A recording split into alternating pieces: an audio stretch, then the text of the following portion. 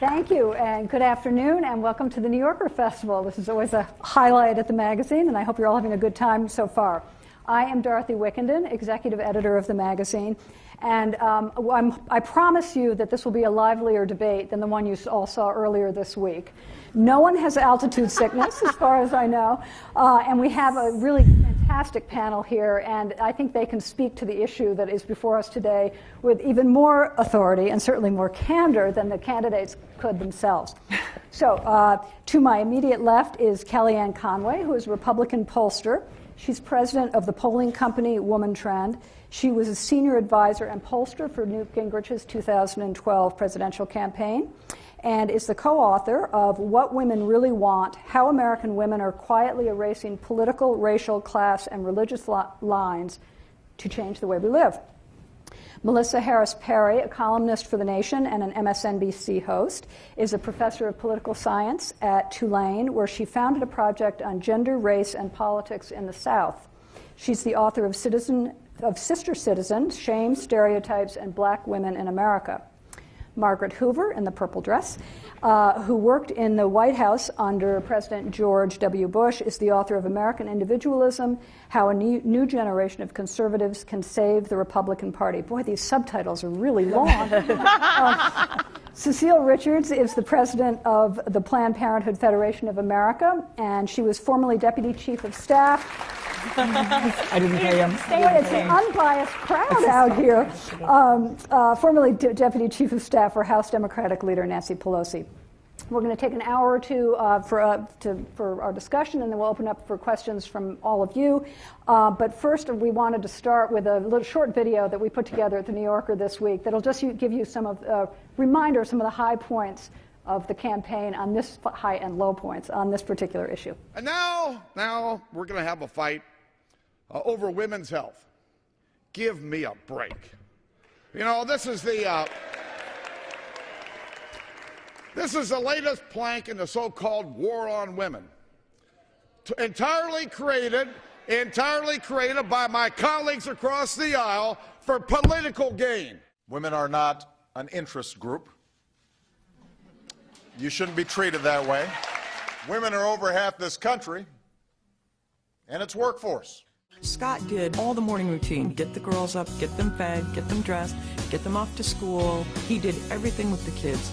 I'm Scott Brown, and I approve this message. We're still fighting to protect a woman's right to choose nearly 40 years after Roe versus Wade. From what I understand from doctors, that's really rare. If it's a legitimate rape, the female body has ways to try to shut that whole thing down. But let's assume that maybe that didn't work or something.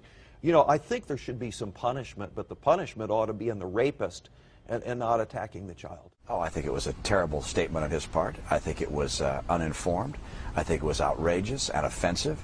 I've asked him to get out of the race. The federal government should not tax these people to pay for Planned Parenthood. There are 47% of the people who will vote for the president no matter what.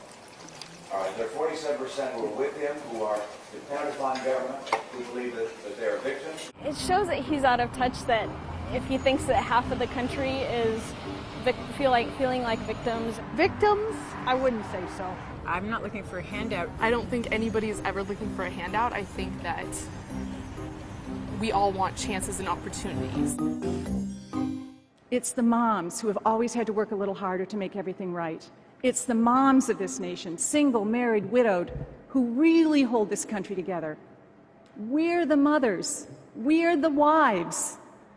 We're the grandmothers. We're the big sisters. We're the little sisters, and we are the daughters. He believes that women are more than capable of making our own choices about our bodies and our health care. That's what my husband stands for. The last few years have been harder than they needed to be.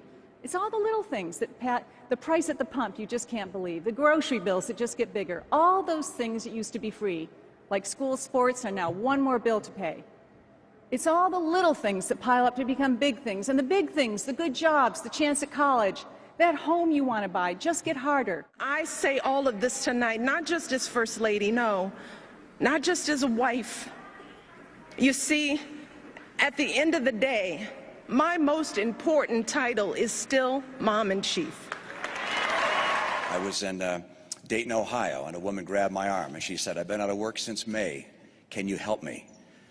Ann yesterday was at a rally in Denver, and a woman came up to her with a baby in her arms and said, "Ann, my husband has had 4 jobs in 3 years, part-time jobs. He's lost his most recent job, and we've now just lost our home. Can you help us?" And the answer is yes, we can help. So there's a lot to talk about there, but Cecilia, I want to start with you. John Boehner was pretty worked up there about an issue that he says is non-existent, but you were in the heart of this, and I suspect that you were in part, some of these remarks were addressed at least in part to Planned Parenthood. Tell us how birth control, of all things, became a huge issue in 2012. Well, of course, the 2010 election sort of swept in a whole new Congress. It was the Republican Party. Unfortunately, that part of the Congress was completely dominated by Tea Party folks. And the very first budget bill was completely defunded the National Family Planning Program that Richard Nixon signed into law. That's been a bipartisan supported program for years. It would have thrown 5 million women off of health care, preventive care, birth control, pap smears, breast exams. And then, of course, they went ahead and, for good measure, passed a bill to completely end any funding for preventive care at Planned Parenthood. So I don't think it was anyone's, creating this as some kind of fantasy. Ironically, it's interesting to see Mr. Boehner because back during that whole period when there was no budget agreement, I think folks remember we were literally going to shut down the federal government because we couldn't get a budget deal through Congress, and the Speaker actually went to the White House to talk to the President about what he needed in order to get a budget deal, and his demand was to defund Planned Parenthood. And of course, the President famously said, no, we're not going to do that. But so I actually think Mr. Boehner was an active party to all the reasons why across the country women felt like the Congress was unfairly going after women's health at a time they should have been focused on jobs and the economy. Kellyanne, do you agree with that? Is there a war on women? If you wanted to really talk about women's health, then brand your campaign, We're for Women's Health, but you called it War on Women for a particular reason, because you wanted to take it out of the culture and into politics almost immediately. And when we do that with almost any issue in this country, you lose a lot of women from the get-go. Because Celinda Lake, Democratic pollster and a friend of mine, we released a poll for YWCA last week, national poll in Cincinnati. We released it, and we found that the #1 issue to women, still jobs and the economy, but right under there is a real nagging concern about health care.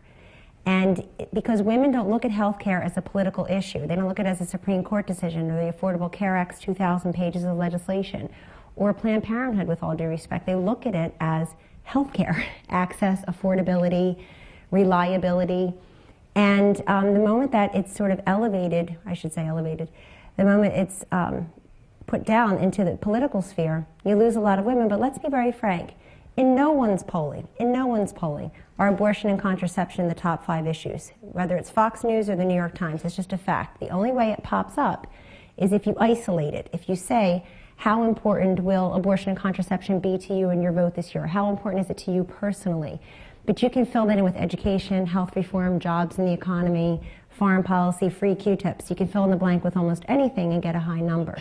But it's in no one's top 5. So the real question to me, Dorothy, is why is the conversation dominated 80% of the time this entire year by an issue that women tell pollsters is not in their top 5? I'm not saying it's not important, but if you want to have a legitimate and honest conversation about what motivates female voters in this country, that cannot be top of the list in every conversation.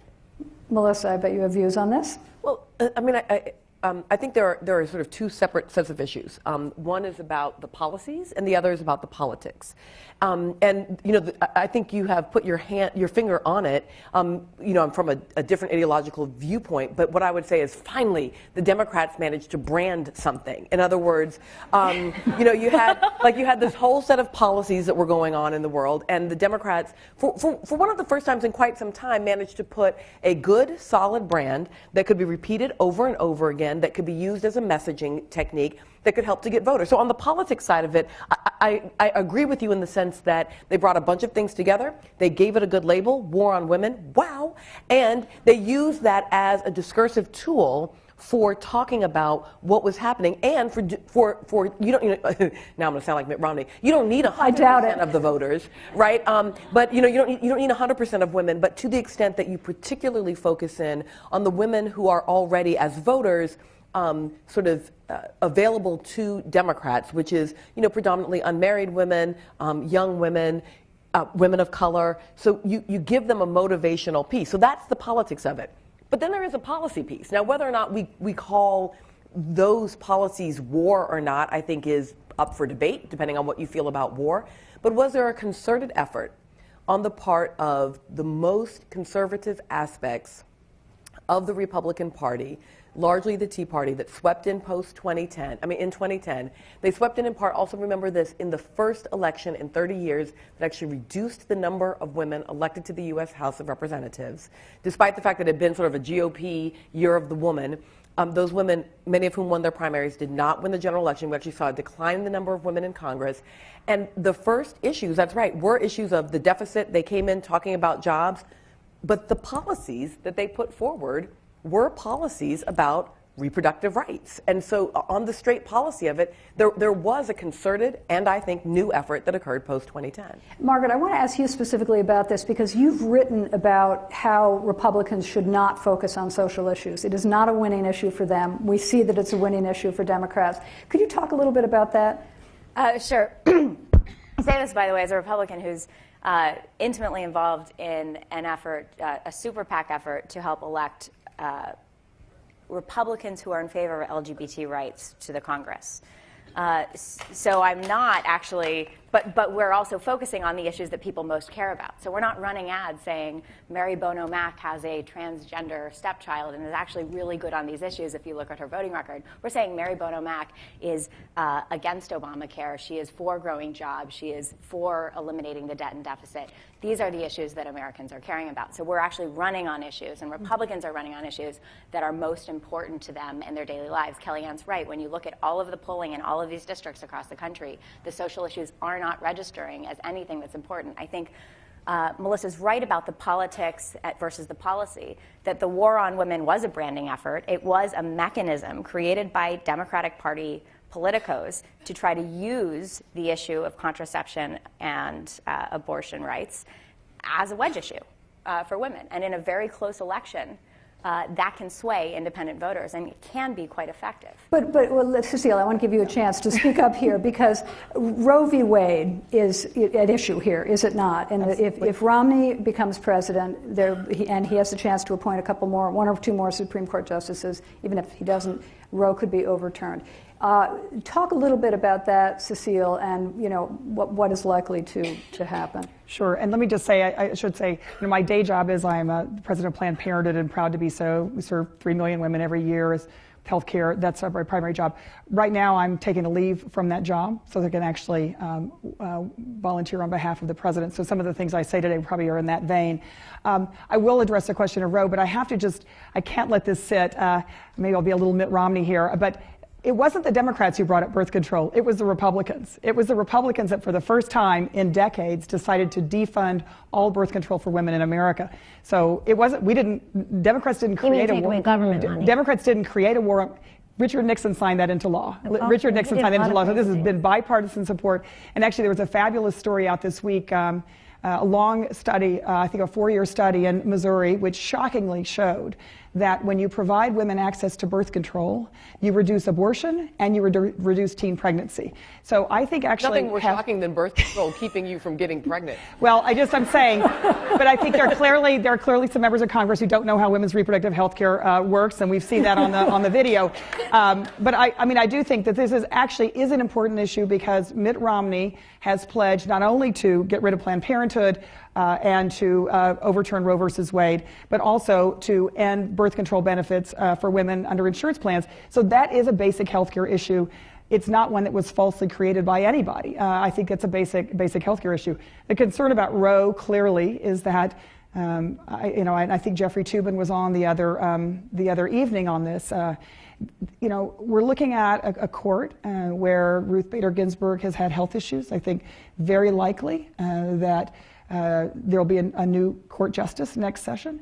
If Mitt Romney is elected president, I feel absolutely confident that he will appoint the justice that will be the deciding vote in overturning Roe versus Wade, which is a right that women have had in this country for 40 years. So you can say you agree with that position, but that literally is what's at stake. Yes, go right ahead. Well, a few things. One is, again, I don't know a lot of things, but I know what the public thinks. And when women talk about women's health, they really don't restrict it to abortion and contraception. And part of the hijacking of the lexicon this year has been, instead of talking about abortion, then it was choice, now it's women's health. It's kind of insulting to women who also look at health as cancer and access to health care, right? Well, I didn't hear you say that yet today, so I will. Well, I haven't had a chance. Boy, I'm happy to give you the list. It's not called, you know, your group is called Planned Parenthood. It's not called planning to be an octogenarian, you know, so women they provide other health services. Right. Well, let me just tell you when women think about health, they worry about access and affordability to all health services, even pediatricians. And women are the chief healthcare officers in this country. 80% of healthcare voters are female.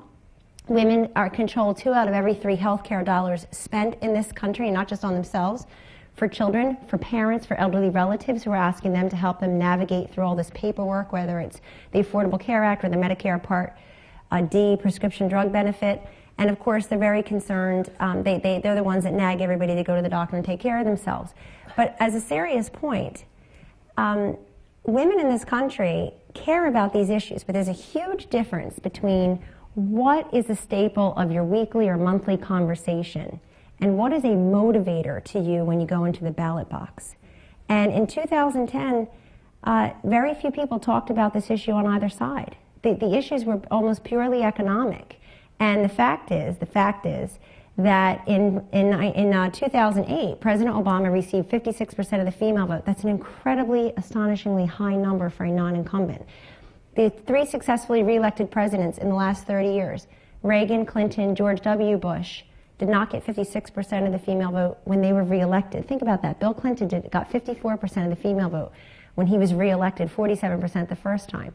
Barack Obama got 56%, such a high number, but 2 short years after he got 56% of the female vote, they voted Republican over Democrat at the congressional level for the first time in 47 years. Melissa, all right, so I want to, just a few things. So the first is, I think this happens a lot when we talk about women.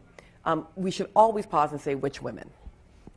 Part of the reason that you see the percentages for President Obama where they were is because, and in fact, much of the gender gap for much of his presidency was driven by women of color. So we know that the demographic changes of this country mean that there are a growing number of young people are people of color. So Latino, African American. When we look at the president's initial winning coalition, yes, there were many white women in that coalition, but white women were split about 50-50.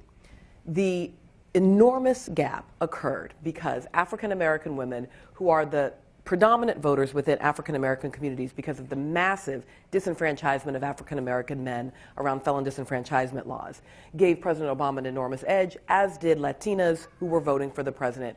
And we expect that many of them will continue to vote, both because there are deep reasons around gender, but also because there are critically important issues around civil rights, around equality issues.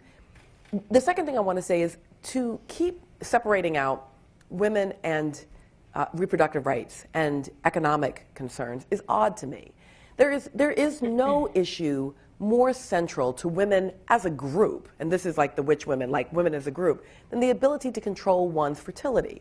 You can look at this internationally, you can look at this across time.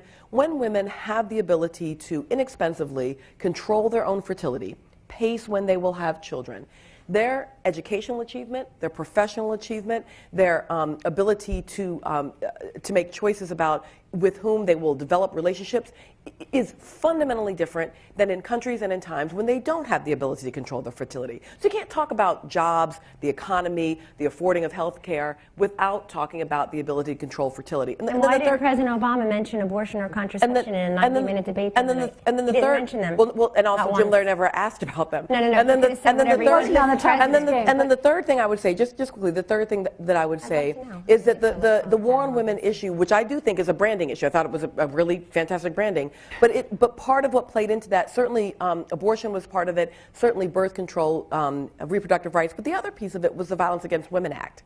And the extent to which the Violence Against Women Act, VAWA, had been over and over again bipartisan support for renewing it. And this Congress in the midst of having the wow branding on it, decided to take a stand against the Violence Against Women Act because of the ways in which it extended rights to same-sex couples and to indigenous reservations. And I think when we see I'm sorry, very final thing, Roe v. Wade, extremely important, but at this point, even if Mitt Romney did not make a choice for the Supreme Court that would overturn Roe v. Wade. Look, I live in Louisiana. Roe v. Wade is a myth in much of the Deep South already. There is no access to reproductive rights. There is no access to termination services because of the federalism that says that each of these states can make their own decisions in this way. And what we do know, undoubtedly, unquestionably, is that Mitt Romney will support the reduction of reproductive rights state by state, and that he will do that under an ideological banner of federalism. Okay, Margaret, hold on. Okay, let me just ask, because I want to get off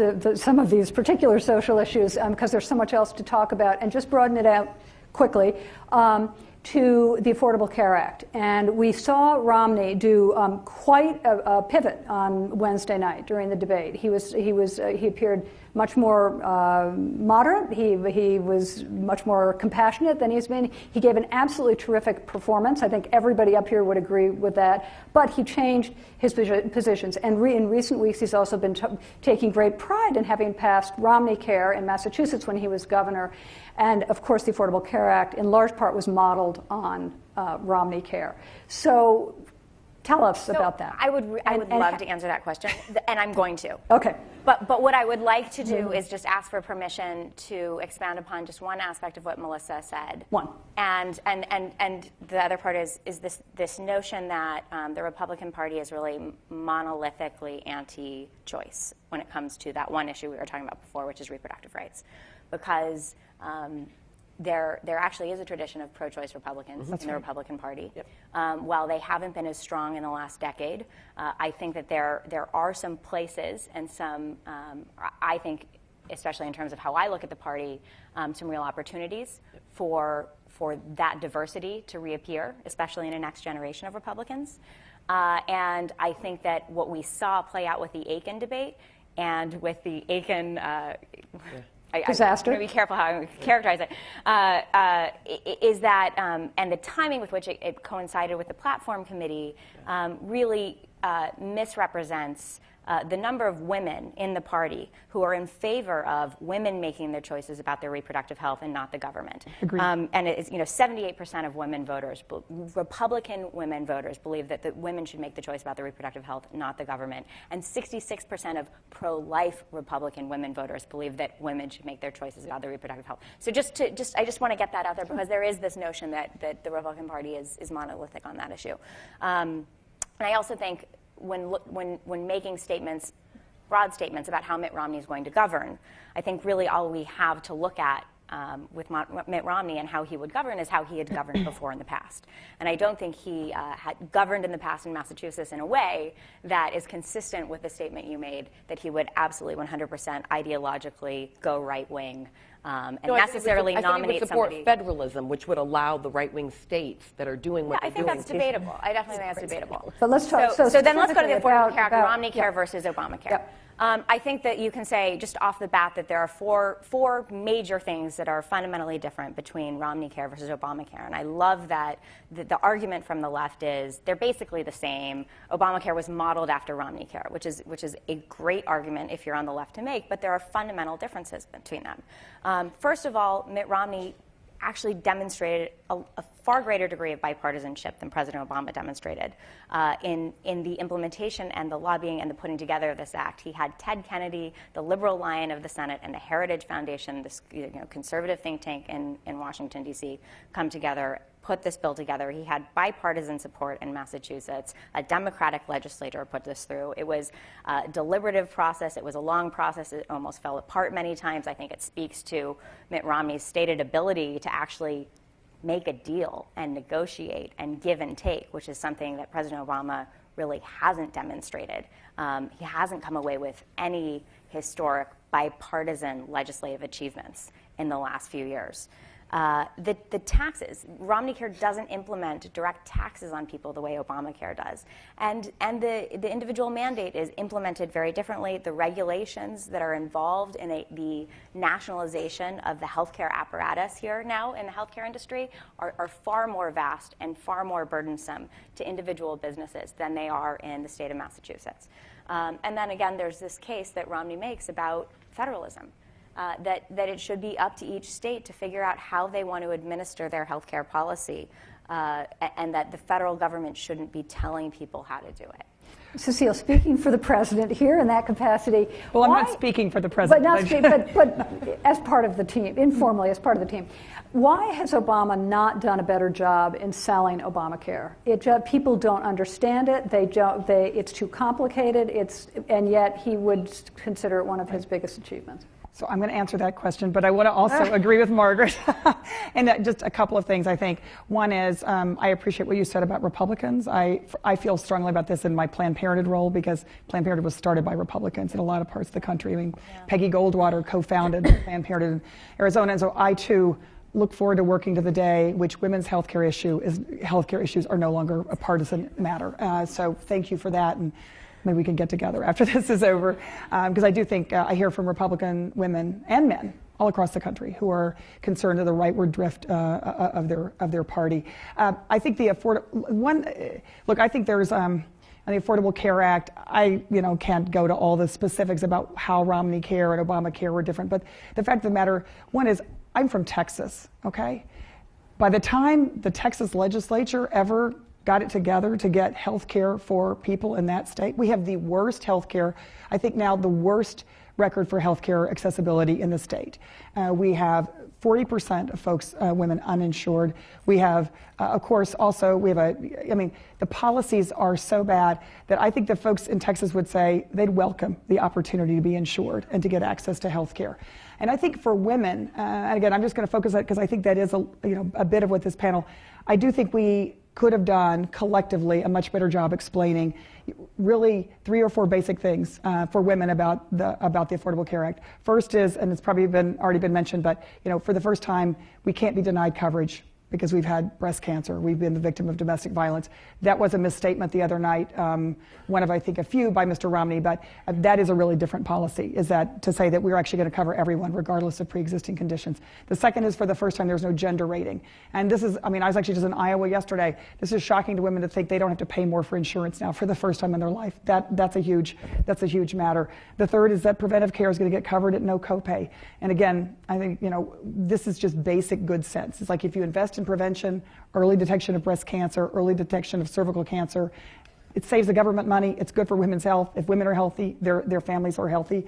And number 4 is that we can cover our kids till they're 26. Personally, I've got all 3 of my children on my health insurance, and I think that for women, when they figure that out, that's just an immediate issue. And I think to Melissa's point, these are not theoretical, intellectual issues. These are not social issues. These are basic economic issues for women and for families. And I think we've done a disservice in not explaining this better to folks around the country. Let's go to the 47% controversy. Romney has since disavowed that statement. He says he is for 100% of Americans. Obviously, there were reasons he did that turnaround. Kellyanne, some of these flip-flops, which Obama has not actually pinned on him very aggressively so far, are they going to haunt him in coming weeks on the campaign trail? Is Obama going to be more aggressive in going after him? Well, you have to ask the Obama campaign. Listen, women have been telling pollsters for decades they pay attention to some of the late-in-the-game dynamics of these presidential campaigns, the conventions, the selection of the VP on behalf of the non-incumbent party, and certainly the debates. And I have to tell you that Wednesday night was a big change dynamic, and I don't want to hear people say, oh, well, it's not going to reflect in the polls. The fact is President Obama is nowhere near the 56% in most polls among women that he got the first time. And again, successfully reelected presidents can count on +7 to 8. More of just to interrupt for 1 second, where is he in the polls right now? He's at about 54, 50. I just saw 53. We had him at 55 2 weeks ago. Where's Romney? Romney's at about 42. There's like anywhere from a 9 to 13% gap, and that's pre-debate. I think starting Monday, you're going to see a lot of the digested, assimilated facts and figures from the polls in the female vote. But the point I'm making, Dorothy, is that successfully reelected presidents can always count on +7 to 8 more of the female vote upon that successful reelection. So Ronald Reagan +8 from 1980 to 1984 was Geraldine Ferraro on the ticket. Bill Clinton +7 between 92 and 96, and George W. Bush +8 still lost women by 3 points to John Kerry, but had lost them by 11 points to Al Gore. And so I've heard nobody with a straight face ever suggest that President Obama will get 63 or 64% of the female vote. He won't. So part of what he needs to do, and I think it's part of why that very smart man, the president, doesn't mention abortion and contraception in the debate the other night, and he could have said whatever he wanted. He doesn't have to wait for the moderator to ask the question, is because he knows when you're trying to cure your own gender gap among men, one, and two, reach these undecided, independent, swing suburban women who already believe Romney and Obama are different on abortion and contraception, but want to see the differences about them on some other issues and their vision. Wednesday night really mattered, and the reason it mattered is President Obama, women right now are very conflicted about President Obama between how they feel about him and what they know about his first term. How they feel about him is, I like him, he tries hard, I helped him make history as the first African-American president ever elected in the United States. He's a good family man, looks like a great dad, he's affable. And then what they know about his first term is that he hasn't made good on some of his own promises, and that all of these statistics show that a lot of women that he relied upon for his winning coalition are not better off. Unmarried women had a 5.6% unemployment rate before the recession started. That's 11% now, according to the Bureau of Labor Statistics, not according to the Republicans. 860,000 women had lost their jobs by August, maybe more now. The extreme poverty rate among women is one of the highest levels ever recorded. And I think part of that is this legacy, is what women are trying to, they're trying to reconcile that they like him and they want him to succeed, don't we all? He's the president. And they voted for him last time. But this time, they know that they're not just better off, but 4 more years of what? And I think that these debates are important, and the next couple of weeks are important for both Romney and Obama to say what the next 4 years would look like. I mean, it was President Obama himself who said if he doesn't turn around the economy, he ought to be a first, one-term president. As for, the aggressiveness, I think that people will need to see it more from the president in the debate, not just in paid advertising. Because if you travel to any, we're not in a swing state here, newsflash. But if you travel to any swing state, do not turn on the TV. I'm telling you to please live in silence because you would drive yourself crazy, even if you're politically savvy and politically sophisticated and interested. It is just relentless and unavoidable and ubiquitous. And there's so much outside money this time. That's why I think these debates matter even more, or actually what they do on the stump in between the debates, because people want to see them, particularly women who are late in the game deciders. They want to be able to do the look-see in the privacy of their living rooms or on their laptops. But I got to tell you, because I think we spent the first 20 minutes or so talking about abortion and contraception, women don't just want to be talked to from the waist down. They want to be talked to from the waist up, too, because that's where their brains and their eyes and their ears and their hands and their hearts are. Melissa, how would you answer some of this? Is Obama going to get some of those voters he needs? The poor voters, the true unmarried. President Obama will not be reelected with 65% of the vote. Yep. Female, male, Ohio, Florida. No, yes, indeed. This will be a very close election.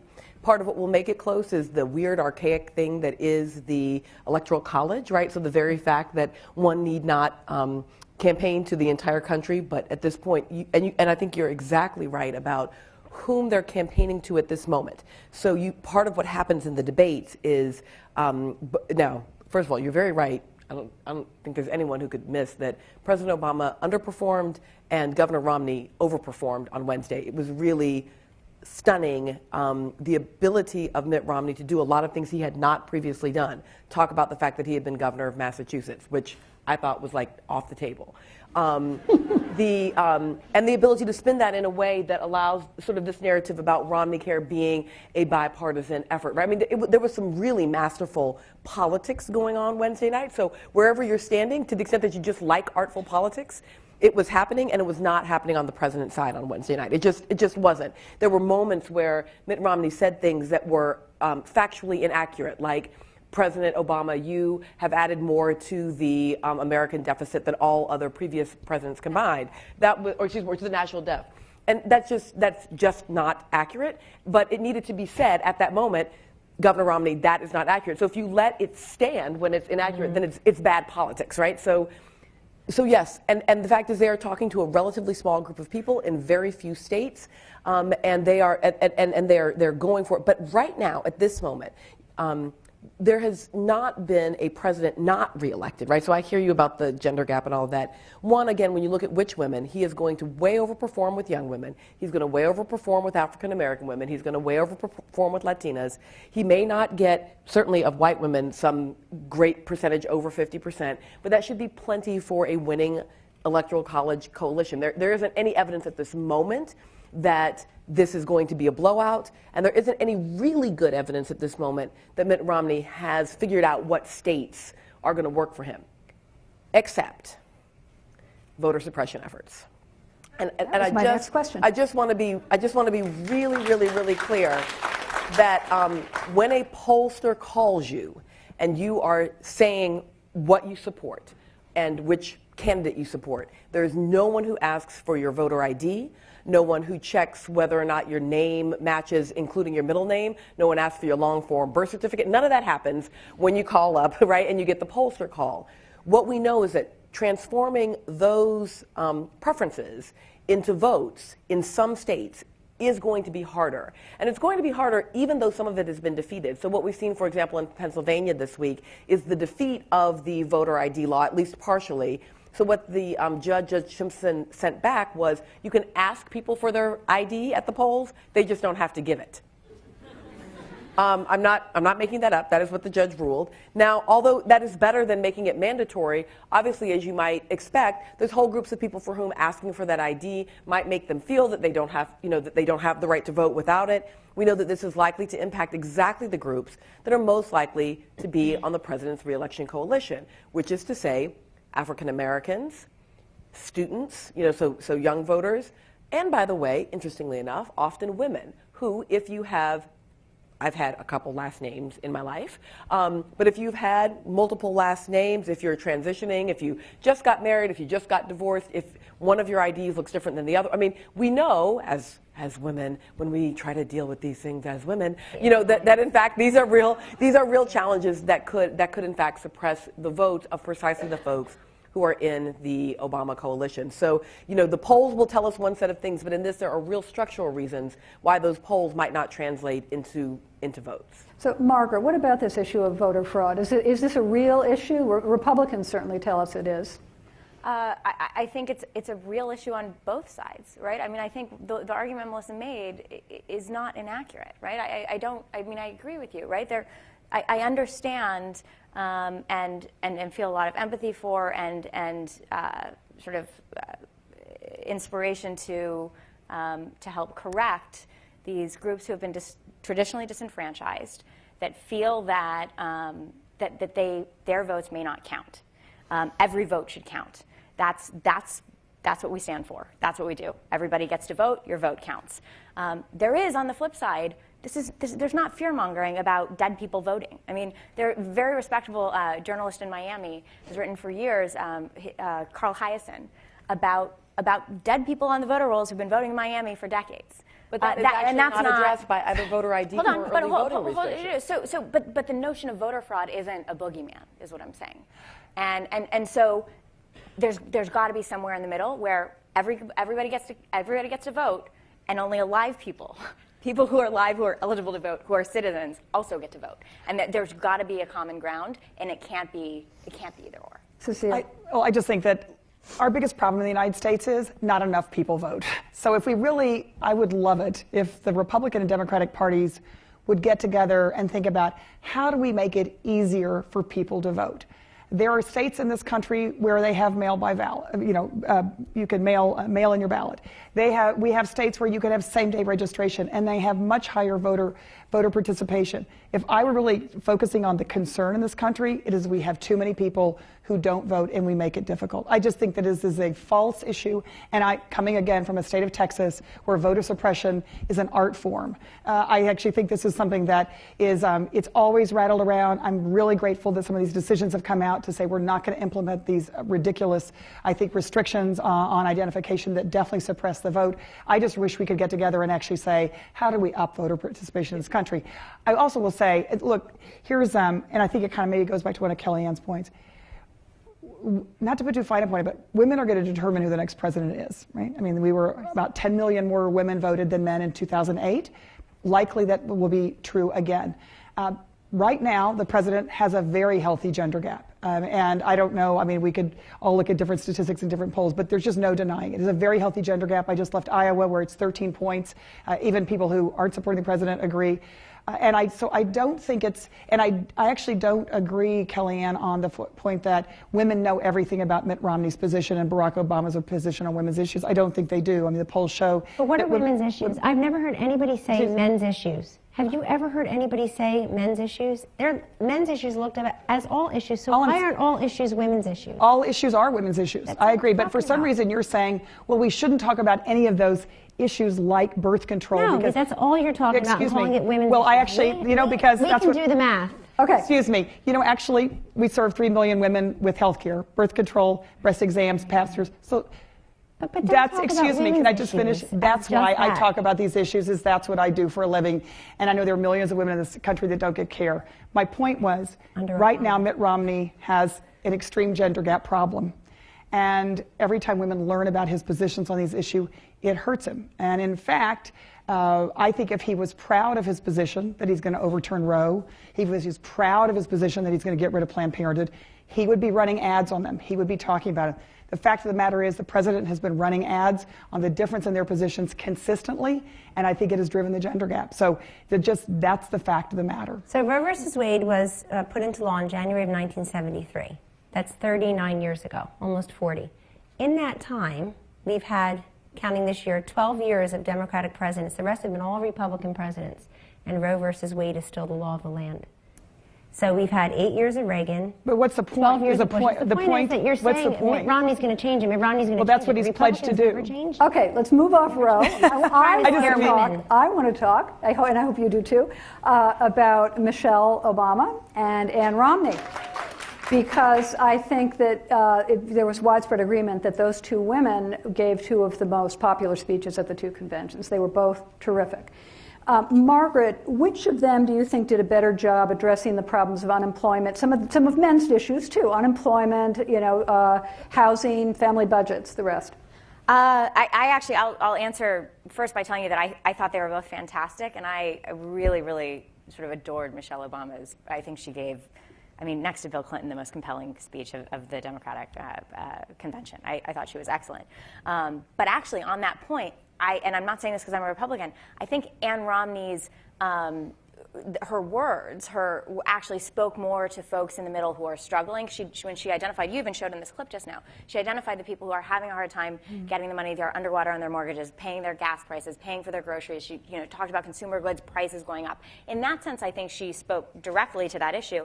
And I think Kellyanne's point that all issues are women's issues. In an economy that is as sort of struggling to rebound as much as this one is, when you have 85% of women are the ones who are making the choices about consumer purchases in their families. 85% of the decisions about health care are being made by women in their families. 60% of new businesses, startup businesses, are started by women in this country. And you have 7.8 million women who have started businesses, run businesses. That generates $1.2 trillion of revenue to the General Treasury. So genuinely, women are hit harder by this economy than they have been in the previous years, and that's the case that Mitt Romney has making forward, and I think that Ann Romney was trying to make, is that you can't isolate, as Kellyanne is saying, these single issues. You have to look at all of the issues and all of the places where women are affected. And I think that's the economic argument is the strongest argument that Mitt Romney has going for him, that he can get the economy going in a way that is going to make families better and make women's issues, all these issues, sort of speak to them and make them better. And yet, Cecile, they both were talking about mothers, and there was they were, in a way, they were trying to outdo each other on, who's the better mom, and you could just see that when you kind of pulled them both out of context. Did it strike you at all that there was an element of pandering there, in a somewhat demeaning way? It's sort of what you're talking about. We're going to talk about women in particular, and you as a woman. I'm addressing you as a mom. Well, I think that's just an important element of the conversation. I don't think either of them stressed it too much. I do think both of them had made very important cases about their respective husbands. I do think, again, obviously I'm a Democrat, but I do think that Ann Romney, the case she made was, he's a good husband, he cares about me, he cares about our family. I think Michelle Obama did a slightly better job of saying, he cares about you and your family. And I do think that I completely agree that women are, they're more than moms. They're doing all the things that Margaret listed. And I do think that when, again, if the debate the other night was really about who's on your side, despite their performances, and I would agree, Mr. Romney, had a, muscular performance, as I think it was described. I think this difference of whether you believe that giving tax breaks to those who are doing the best in this country is a way of stimulating the economy versus Mr. Obama's position, or President Obama's position, which has been, we've got to really support the middle class. I think that is an issue. Those are issues that absolutely are on women's minds. I think that, and again, I didn't mean to say, I don't think there is a false, what I reject is this sort of false division that somehow women's health is a social issue.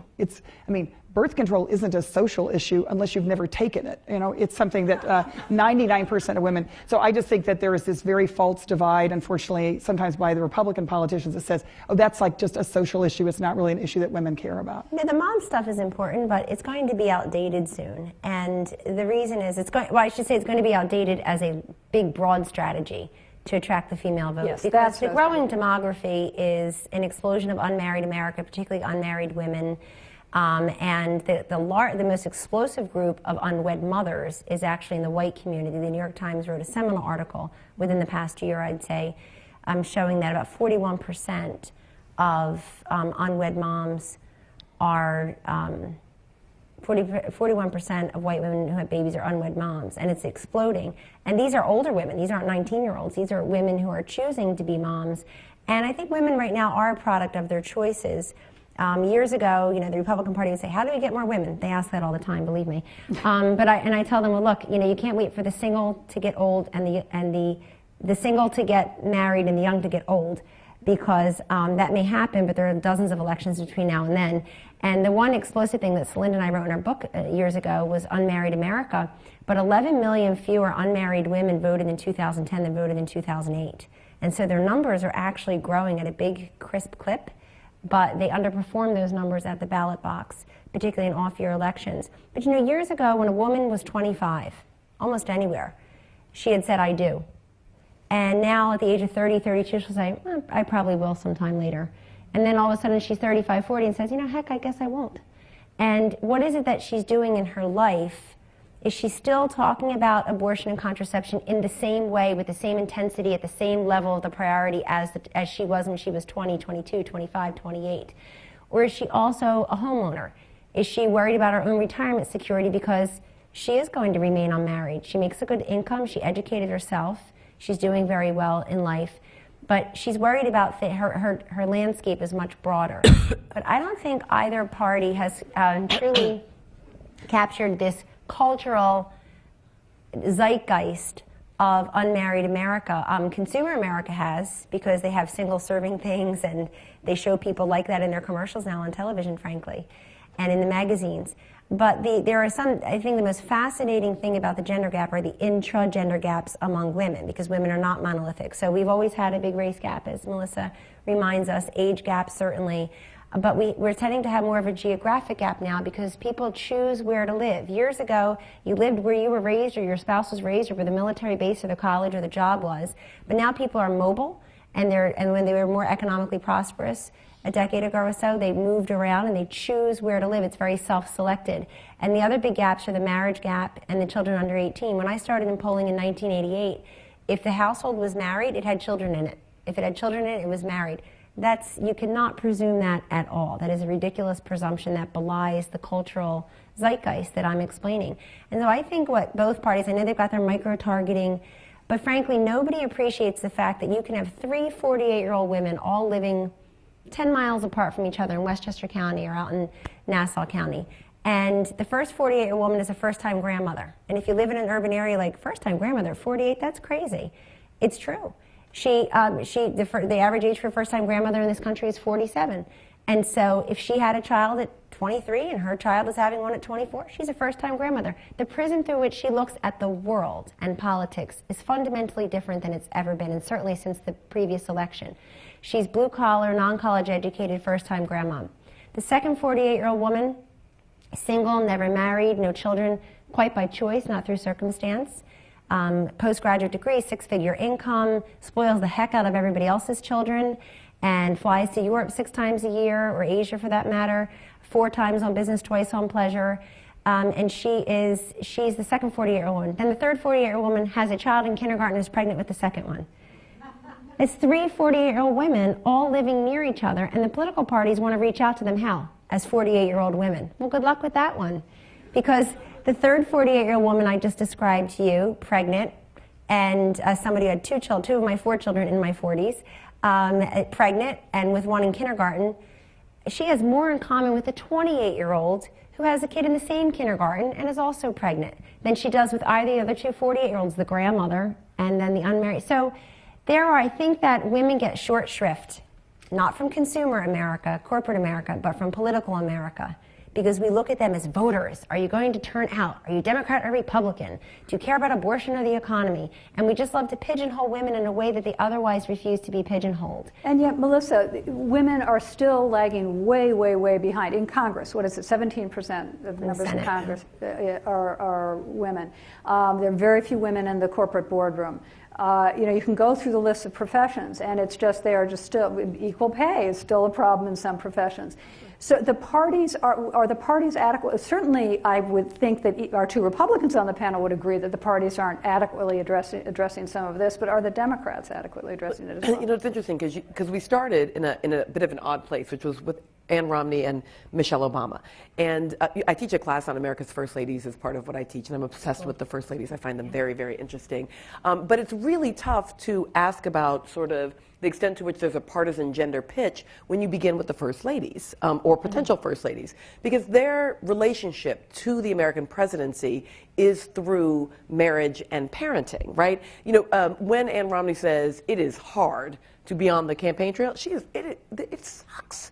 If I have a spouse who's in local politics, there is nothing worse than the person whom you love and spend your life with, and people are saying horrible things about them all day. Like, it actively does suck. But when you're listening, it does, right? So I hear Ann Romney, I'm like, oh, girl, yes. But I had members of my staff saying, I can't even, she's rich. Who cares what she feels like, right? So like so how does she on the one hand like express her very human reality, right? Similarly, when the First Lady gets choked up and says, my most important job is mom in chief, like my little feminist hackles all raise up on the back of my neck, and I just want to be like, oh God, really? Seriously? Because the kids might not even turn out well. So if really nothing else was more important than that, right? But right, sometimes the kids are, I probably should not say this, but like Martin Luther King Jr.'s greatest accomplishment's not his kids, right? And we're all okay with that, right? And nobody thinks he's a failure because the other things that he did were more important. So, like, there's a part of me that just has an instantaneous reaction to that. But again, I also can't even begin to imagine what it means, particularly to be raising adolescent girls under the intense spotlight that it must be to be the Obamas. So when she says it, yes, there's a politics to it, but there's also, I think both of those speeches, better or worse than one another, I think they were both very authentic representations of who those women are. Like, I felt them in those speeches, and in that, good job. Yeah. But whether or not that is, because our experience of the American presidency is not that he's our husband. I mean, I like Barack Obama. I support Barack Obama. I wouldn't be married to Barack Obama for 15 minutes. He would irritate me to no end. You couldn't know. He's always looking all that playing basketball every weekend. We got kids. And I certainly would not have gone on the second date with Mitt Romney, right? So like, our relationship as voters, as citizens, to the presidency is not in the same place that it is for the first ladies. Exactly. So I think what is right, and I sort of love the versions of being 48, and in fact that you could actually be sort of all of those things. Like, I was also thinking you could also be a first-time grandma who is pregnant and single. Right? Like all of those things, all at the same time at 48. I got to come up with a fourth. I like. Yeah, right. You could be all of those, and so the question is sort of who convincingly has sort of a cadre of women who then are in conversation with us in relationship to our president that's closer to us.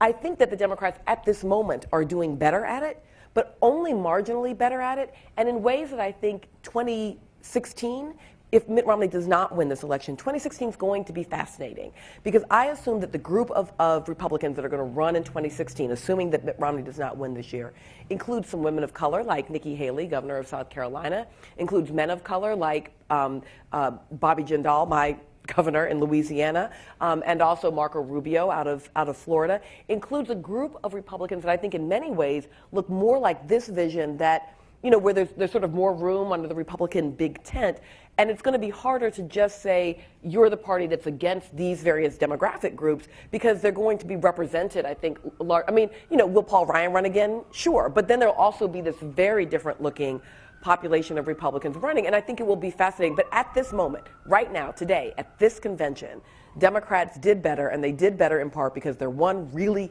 convincing branding had been war on women. They didn't miss that. They put great women's voices beyond the First Lady up there in prime time to do that conversation, and I think they did it overwhelmingly in a way that was more convincing than what was happening. Melissa, one more question on Michelle, because this is something you've written about and thought about a lot. It is striking to see how Americans' perceptions of her have changed over the last 4 years. During the 2008 campaign, she was cast as a radical, left-wing, angry African-American woman. Made the Democrats very nervous for a while. Now she is one of the most popular political figures in America. That must talk about it's not being great to be on the campaign trail. What it must have taken for her to turn that image around. How did she do it? Well, this is a tough one for me to have a conversation with about at the New Yorker, because the most horrifying moment of this for me was that so New Yorker I set myself cover. Up for that. And the thing about you guys remember this the cover, the fist bump cover, the fist bump cover, which was meant to be satirical, but. And the reason that it worked as satire was because there is in existence an actual picture of now President Obama dressed in the way that he was dressed on that cover, right? But the image of Michelle Obama, if you can remember that fist bump cover, she has this big afro, she's wearing camouflage pants and combat boots, and she has a gun slung over her back. And the thing is, so again, that picture of President Obama dressed in Somali traditional clothing is an actual picture that exists, but was misrepresented about what it meant vis-a-vis his relationship to the world. There is no picture of Michelle Obama that looks like she's from if you know anything about the South Side of Chicago, I live in the South Side of Chicago for 7 years, there's no moment when her hair ever looked like that. Like these are like middle class black folks from way back. And they, so that had to come out of a particular imagination of who black women are, right? It didn't exist to be satirized. It was a full-blown creation that was a representation of the very ugly prism through which black women are so often seen. What is exceptional to me about Michelle Obama is I think for many of us who are who are feminists and some of whom were very excited about the Obamas because they saw it as an opportunity to redo the Clintons. Not that way, but in the, like, what looked like an egalitarian marriage and the way in which that egalitarianism was a representation of like a post-feminist moment, is that Michelle Obama will be profoundly traditional. That is not a creation of the campaign. She is, I worked with her at the University of Chicago during the years that I was there. She really is like extraordinarily traditional at the same time that she is incredibly smart and creative and capable. This is a woman who was working in the healthcare industry for the decade before she went to the White House and had nothing to say about the healthcare reform bill, having learned from the Clinton experience. So there is some management of her identity, but I think for me the most extraordinary part was the extent to which Americans became willing to see Michelle Obama for who Michelle Obama is. I mean, it wasn't that she changed so much as it was that we became willing to put down that creation and to see, and that happened across class, it happened across race, it happened across age. I assume part of what made it happen was Oprah. And like white people had been loving some black women for a while, and so it wasn't the very first time. But she distinctly did not Oprah it. Like she distinctly did not like hold white women to her chest and pat their heads. She really was just herself.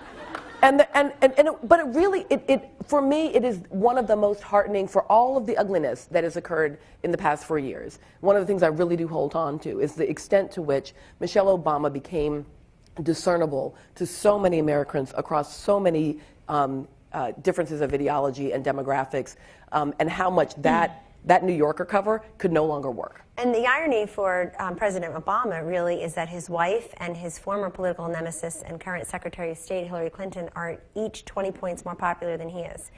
In terms of and it's because they're both not running for office. They're both not running Every for time office, somebody tells me Hillary Clinton's running, I'm like, yeah, okay. No, because she's not a risk taker. Well, I mean, she might run, but like her popularity, the minute you actually run for office, yeah, it changes. There's a couple more quick questions, then we got to go to the audience. Margaret, I want to ask you about the coming vice presidential debate and the selection of Paul Ryan as Romney's running mate. Do you think he is a good running mate for Romney? Yeah. So you're playing in my wheelhouse here, because I write about the next generation and the millennials and some of the issues that face the next generation. Of course, overwhelming and front and center and unavoidable are the impending debt and deficit crises, and the fact that anybody my age or younger, if we do absolutely nothing to any of our entitlement programs, simply won't get them. The promises that have been made to us by the federal government will not materialize in our lifetimes unless something significant is done to reform and change them and save them for our generation. And so the only person on the entire Capitol Hill who has done anything in elected politics, who has done anything, especially in the House of Representatives, deeply thoughtful, intellectually honest, and deeply earnest in its sincerity to fix this problem and to address this problem is Paul Ryan. And that is, to the extent that you all have, just give us we're here to have a conversation. Give us an example. So I actually think he was, in terms of dealing with modernizing the Republican Party on these issues, these fiscal issues, I think it was a bold choice. I think it was courageous. I think Paul Ryan can engage these issues and talk about these issues in ways that I think I want the next generation of Republicans to look like, because he cares about fixing problems in a real and pragmatic way. He's worked across the aisle. He worked with Democrats, both on Alice Rivlin and Ron Wyden, on Medicare reform, on all of this panoply of fiscal issues that actually are going to make, if not addressed, the economy that we live in far worse than the economy we grew up in.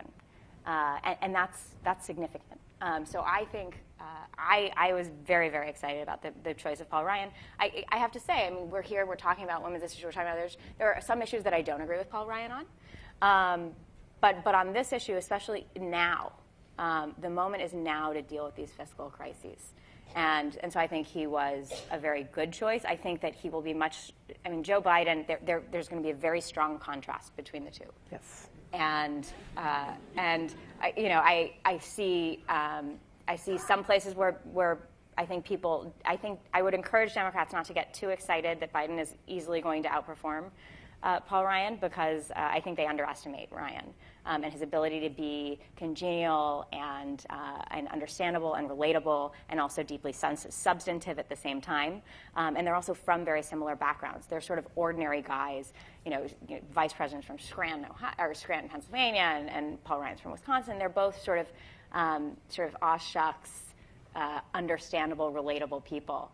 And so I think it's going to be actually one of the most exciting debates. And then finally, for each of you, in 2016, are we likely to see a female running for the highest office in the country? I can start? Yeah, let's start with you, Cecile. Yes, although I have to say something. I mean, I appreciate all the good defense. You put up a really good defense of Paul Ryan. I think he was, actually my favorite New Yorker cover was the cover of Paul Ryan and Mitt Romney, which is sort of, when I look at him, I feel like it would be like living under a fraternity house, is sort of how it made me feel. And I think he was... it's a great place for birth control. It's an interesting point. Interesting point. I do think he was a bad choice for in terms of if the gender gap was going to be important to Romney, which again I think it is. I don't think he was a good choice, because I think he actually sort of underscored. Obviously, he's more conservative even than Romney is on some of these issues. So I just think he has not helped the ticket in that sense. I very much hope there will be a woman on the ticket, and I don't know that they'll. I think there will be a woman run. Whether she actually gets to on the ticket or not, who knows? I think that it's an interesting bench going forward, and obviously depends on what the outcome of this election is. I will say your original question was, whether or not the Democratic Republican parties are doing a good job. I feel like we've made some progress, but we are way on both sides, just really outgunned, and it's been painfully obvious in the last couple of years. I think now it's interesting because there's so many interesting Senate candidates. Potentially there are going to be a number of new women in the United States Senate, and that makes a huge difference. I remember the debate over, even in the Affordable Care Act, the many debates over women's health issues. And for the first time, actually, I'm not going to use a contraception example, but the debate over whether maternity benefits would be covered, and in which, of course, John Kyle said he didn't think they needed to be covered because he was never going to need them, and where it did matter that we had a United States Senator, Debbie Stabenow, has said, "Well, I bet your mother did," and that so that really changed the dynamic. So I do hope that we see more women come to the Senate, because I think that is a more measured body and one where actually good policy. But just name one name, a couple names here. Name one name? Yeah. Hillary Clinton. So that was pretty obvious. Well, it's worth underlining that there are 18 women running for the Senate this year, and there are 261 or 264 women running for the House of Representatives. So this is hands down the most ever. So how does it break down between parties? 2-to-1 Democrats to Republicans. Yeah. So but it's a good year. Melissa. Assuming that President Obama has a second term, yes, there will be, I think, a group, actually, of women running from the Republican Party. Whether or not there are women who run in the Democratic Party, I think, depends on whether or not we're going to continue to talk about Hillary Clinton. I know she's a hometown favorite. I get that. But she was in New York briefly. Yeah, right. So I get that, but I do think that to the extent that both parties need to be concerned about the issue of the millennials and the next generation, that one does not pass the torch and then pass it back and then pass it, if our bench is just the Clintons, whoa. So yeah, we could say the same about the Bush. Chelsea's 30. Yes, right. If you're right, that's right. Okay. If you guys put up another Bush, come on. But look, here's who we elect president in the United States. We elect senators, we elect governors, and we elect vice presidents. If you are a vice president, a senator, or a governor, then you are in line to become president of the United States. So give us a name. And so when you look at women, we are shockingly, disturbingly underrepresented in all those groups. So do I think that a woman could run? Maybe, but I think our bench for women is extraordinarily narrow because we do not have very many governors, senators, or vice presidents. Kellyanne. The irony is the bench for the Republicans, with some of the names you mentioned earlier, vis-a-vis women, is strong. And it's my view that the first female president will either be some kind of superstar who's outside of politics, who's done something in business, but even that's a hard path, but that may change over time. But it's probably going to be a governor, because women usually need to demonstrate, over-demonstrate, I will tell you, their executive leadership skills and their ability to manage people and manage budgets and manage expectations and manage boards and customers. And so as a governor, you are the chief executive. You are indeed president of your state. And now you do have, you mentioned Nikki Haley. Susana Martinez in New Mexico is amazing. And she gave, I think, one of the best speeches in Tampa as well. She talked about guns at bingo. Guns at bingo. She's got a very compelling life story for those who care about the biography part. She's running it. She actually runs a state that President Obama carried by double digits. But before that, Republicans had won at the presidential level for years, including Bush twice. But it's still, New Mexico is still a swing state, and there's so much libertarianism and dichotomy really in the West.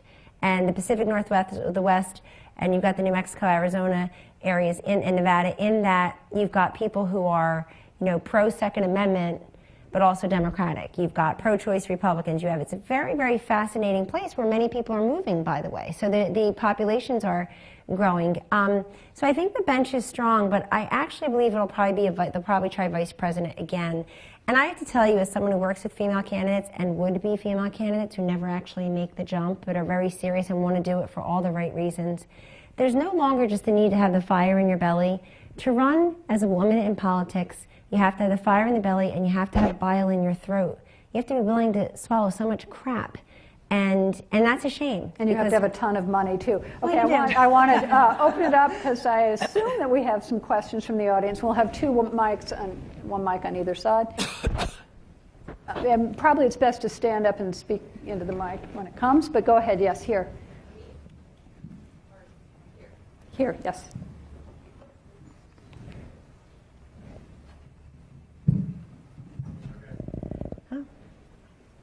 Hello. Oh, we're starting here. Okay, hello. Well, the moderator can probably say a little bit more about this. So I have a very specific question. One of my favorite authors is actually a staff columnist for the New Yorker magazine. Her name is Ariel Levy, and she wrote a book called Female Chauvinist Pigs. So it's a very specific question. Is maybe what did the panelists think of that book or that thesis in relation to politics? And if you don't know it, maybe the moderator. Well, why don't you just give us a very like a one-sentence synopsis? Okay. So the thesis is that third-wave feminism is almost self-defeating because the factionalism of women, Republicans and Democrats, but more just women in general, they fight against each other as part of third-wave feminism. So, okay. So the question is, what's the relationship between politics and feminism? Oh, who wants to take that one first? Or at all? I think 2010 actually showed, maybe 2012 is a little bit different, but the off years are what a lot of women run for office on both sides of the aisle when you don't have a presidential election. And it's usually in response to what happened in the first term of the president. So, and that goes for both Republican and Democrat. You're finding more women who get off the sidelines and say, I have to stop with what I call 60-second politics. I go in, I vote, and I'm done. I did my civic duty. And they start to get more involved, and eventually they say, I can no longer just do X, Y, and Z. I got to run myself. But, and so the motivation for women to run for office recently has not been as feminist as it has in the past. That's a very important point regarding today's conversation. Because if you ask women, particularly on the Republican side, why they're running, they'll talk about the debt, the deficit, the economy, the jobs, affordability of everyday life, long-term financial security, and some other issue, education, healthcare, et cetera. So feminism, I think Ariel's book, which I read, has a little, I don't want to misquote her book, I don't want to distance myself from her book in my response, but it would give her book short shrift for my response to be related to a long book. I take her book to mean also that women aren't always nice to women. And if that's what you mean, in politics, women do tend to band together a little bit more because they're such the minority. And they do face the same issues. We did a poll for Lifetime Television a couple of months ago. We released at the conventions. And women, what's the number one reason why you would never run for office? Or a little bit of what was the money thing, but it's also that it's just seen as a man's game. It's just seen as it's more male-dominated. So if you can actually go and make strides closer to home in elected office, or frankly in the education, healthcare sectors, small business ownership, medical and law fields, legal fields, why bother is what a lot of women say. But the reason women get motivated into politics as voters, as donors, and indeed as candidates today is a lot less feminist than it once was. Margaret. And I think having written and studied and dissected a lot of data about millennials, what's really interesting is when you look at how the millennials voted in the last presidential primary, the majority of them voted in the Democratic primary, and they voted overwhelmingly for President Obama, not for Hillary Clinton. And I don't think that was an anti-woman vote. It was more of a sort of I think the millennials are, forgive the word, more sort of individualist in the way they see their candidates, or they see them as people, not as identity groups. And I don't think it was that they were voting for, the African-American candidate over the woman. I think they were just voting for somebody who they felt embodied their ethos more. And I think Hillary Clinton very much embodies the ethos of second-wave feminism.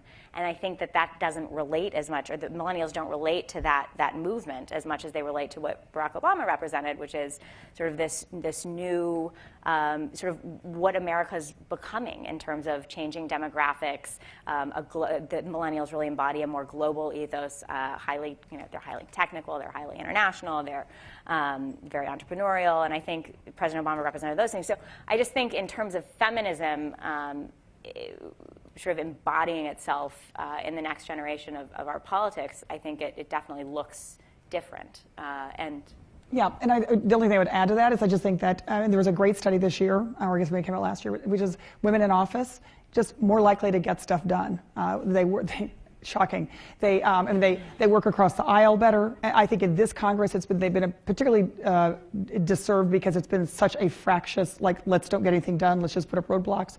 But I think women run for office because of whatever issue. It's not because they're a feminist. They run for office because they think they can do a better job, and I think that's been historically true. I think it's why they're getting more women in office helps break down the partisan stuff, and we actually make progress. Okay, let's take a question over here. Hi, my name is Claire Potter, and I've been live blogging this at Tenured Radical at the Chronicle of Higher Education, and I'm a historian. And I'd like to propose that actually there is no such thing as a social issue, that all social issues are economic issues. And I'd like to use a word that has not come up yet, which is lesbian. As a lesbian, I am a social issue, okay? But as a lesbian, I am discriminated against by the federal government in ways that mean I cannot, in fact, take advantage of the economy in a way that heterosexual women who can marry legally at the federal level can. Okay, and I think, if you look sort of broadly across the terrain of history, before the Civil Rights Movement, Southerners used to call desegregation a social issue. It wasn't a social issue. It meant you could spend much less money on black children's schools. It meant that you didn't have to pay black people an equal wage. And I think, this idea of a social issue really is something that people deploy in order to mask structural inequalities that are actually benefiting people. That's a good point, but do you have a question? I want a yes. It's a statement, and I'd like you to respond. Well, I want to yes and that, or yes but that, right? Yeah. So two things. One, to be a queer woman is not only is there discrimination in the sense of not being able to access heterosexual privilege vis-a-vis marriage, but it is legal in many states in this country to deny queer families housing, to deny queer individuals, particularly transgender individuals, the right to work. I mean, you can actually fire transgender individuals in a majority of states in this country simply for being transgender. And then there's just that there's that tax on queer families where even where the laws are so-called equal, the families, in order to live in circumstances of relative safety, make choices to move into more expensive communities, in part just to make sure that themselves, their children, and their households are safe. Right? So there's kind of a gay tax, right, that exists there. All right, so all of those things, yes, but, or and, And I don't want to be reductive to economics because, as you point out around segregation, one of the things that you'll often hear in the kind of revisionist Confederate history is that slavery would have ultimately simply ended, right, obviously just as a result of slave labor no longer being economically reasonable, and similarly that Jim Crow would have ultimately ended, or maybe even that it did end because of economic pressure. But what we see across that long history is that people were willing to pay to discriminate, right? So you had states that paid black children to go to college out of state so that they would not try to integrate the local universities. That's how Charlene Hunter Galt ended up coming back to University of Georgia. They paid her to go to college somewhere else. When there were buses and streetcars where there were actions in order to integrate them, the companies were willing to go out of business rather than have integration. In fact, when you look at the infrastructure in this country, I mean, just think about the fact that the civil rights movement as an urban movement in the mid-1950s and 1960s emerges primarily around southern infrastructure, right? Water fountains and lunch counters and public transportation. Now ask yourself the last time you were riding around on a bus in Birmingham, Alabama.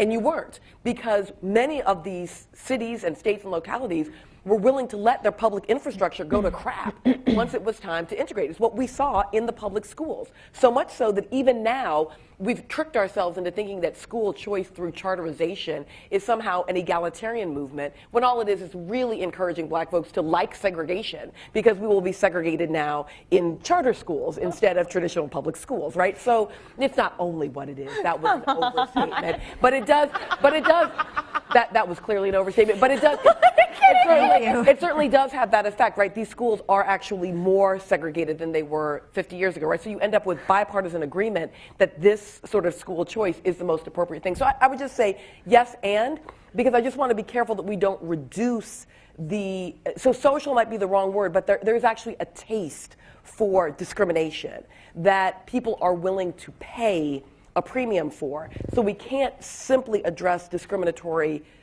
action exclusively through the economic costs. Okay, and burdens. Over here. I would like to bring the conversation back to the topic of women in office, and we talked about Hillary Clinton, but I think that there's been enough conversation about her today and in general, and I'd like to ask you about Elizabeth Warren. So my question is a bit of a two-part question. What do you think of these two titles? First off, Senator Elizabeth Warren, and then in 2016, President Elizabeth Warren. President of this country? Yes. Who's going to win? How does this, for the pollsters? That race should not even be close, because if you just look at, Scott Brown's a very compelling candidate, apparently, because nobody, including the former governor of Massachusetts in his presidential race, no Republican is competitive in Massachusetts. But she handled the Native American heritage question lie very poorly. Everybody makes mistakes.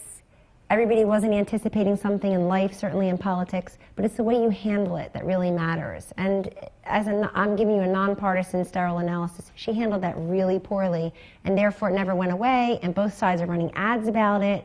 Again, when I see that dominate a conversation, and I think of what Massachusetts voters want to dominate the conversation, it's pretty amazing. But I think it's actually difficult. Senator Obama defied the odds for other reasons. He was seen as a non-senatorial, he was seen as a bigger public figure than his office, when he was running for president, because it's actually very difficult to go from the Senate to the presidency. It's even harder from the House, but very few senators make it as president, including Al Gore, he was vice president, but including John Kerry, John Edward. It's just tough to do. Bob Dole was the Senate Majority Leader. So I'm not sure that would be the right springboard for her, but she's got to figure out how to give more of those answers, I think. Pocahontas is one of the funniest things all year in terms of a political soundbite, and I thought the year was pretty humorless, by the way, politically. I just have to say, in defense, yes. I think Elizabeth Warren, if she wins, it looks like she will win. I think she'll be a remarkable senator. I think she'll bring enormous gravitas to the Senate, and I think it's premature, but we've got a lot of women in the Senate, and I think there's clearly potential presidential candidates out of it. But Elizabeth Warren has a lot to bring to the United States Senate. Yes, over here. Hi, my name is Erin Ryan. I'm a writer for Jezebel, and my question is about the First Lady Cookie Bake-Off. I wrote a piece about it. It happened on Monday, and Michelle won. But as I was writing the piece, I was thinking that there are women ascendant in both parties. And so it's only a matter of time before a major party candidate is a woman. And then we have this awkward gender imbalance. I mean, the chances are there will only be one. But how do you think the role of the first spouse will change when we have a female at the top of a major party ticket? Do you think it'll be changed forever, or do you think we'll change just that time and then go back to baking contests? Well, you presume a couple of things. One, that the first woman president will be married to a man. No, I could have married. I mean that. So sure, she might be married to a woman, but my broader thought was she might be Condi Rice, right? She might be an unmarried woman, right? We look both women who were confirmed to the U.S. Supreme Court during the Obama years are unmarried women. So one could certainly imagine that in politics, the first woman president is someone who is not married, who perhaps was married, whatever, or could be someone in the case of of Hillary Clinton. She was married to the last guy who'd been president. Was. Right? She is. I'm sorry, the was that he was president. I'm sorry. The was is of his presidency, not of their marriage. And so in that sense, like, he's so big dog, he's so Bubba, that you don't have to change those roles. So I think it depends. But then in the case of Sarah Palin, like, her husband is not a Bill Clinton, right? He's not like his own sort of big dog. He was very much in a supportive role. And when you look at their marriage and their children and the kind of the way that they crafted their family, it really is kind of an extraordinary, broad. One of the things that I find fascinating about Sarah Palin, although it doesn't look like she'll ever be president now, was that she didn't use a bunch of nannies and childcare. It was really like just the family, including her husband, who were taking on these very egalitarian roles in that household. But she doesn't necessarily play egalitarian in how she self-presents in the politics, but her actual roles were that way. And like, I totally could see Todd doing cookies. I mean, it would be, he would do it funny, right? He would do it with I could even see, by the way, former President Clinton, like, doing a funny cookie thing. But I think they'd play it, right? They would make it funny. I bet they'd pick China. One more question over here. Well, just in response to something that Kellyanne said, you had said that women want to be talked to not just from the waist down. And sort of in response to that, I'll admit that I sometimes have a hard time thinking waist up, because I find the things that are said about waist down to be so offensive. And I'm sort of wondering, for everyone, but for Republican women that you deal with, how do they come to terms with having things like what Todd Aiken said, vaginal probes, ultrasounds for abortions, no, reproductive things, and I'm not in any way saying you think this, but how do Republican women come to terms with that and be able to move beyond that to then think about economic issues? This is a great question from a millennial, so Margaret, you should answer it. Yeah, most women, the overwhelming majority of women, in fact, it's 88% of women are not single-issue voters. And that actually goes for most people as well. So most women say, especially Republican women say, this is one of many issues they consider as they consider who they're going to vote for in any given situation. That's how I do it. I mean, I think I've been pretty clear about my views. I'm sort of hoping that the Republican Party doesn't necessarily become the pro-choice party, but at least can expand its definition to accept and respect that there are a multiplicity of views on this complex social issue. If we could have that in our platform, I think that would be fantastic. There's a long way to go to get there. But I think also there requires a certain amount of reasonable deduction about what's realistic and what's going to happen. If I vote for Mitt Romney, I do not believe that Roe v. Wade is going to be overturned. Why was that funny? Okay, I think that's a great moment to end. We will. I don't want to get into that. I already said my position. I want to thank our four. I couldn't see. You were like, why is this? It's like, did I say that? Maybe somebody's making bunny ears. No, I didn't. Yeah. Okay, I want to thank you four. You've been absolutely wonderful. Thank the audience for coming. Enjoy the rest of your weekend. You really don't.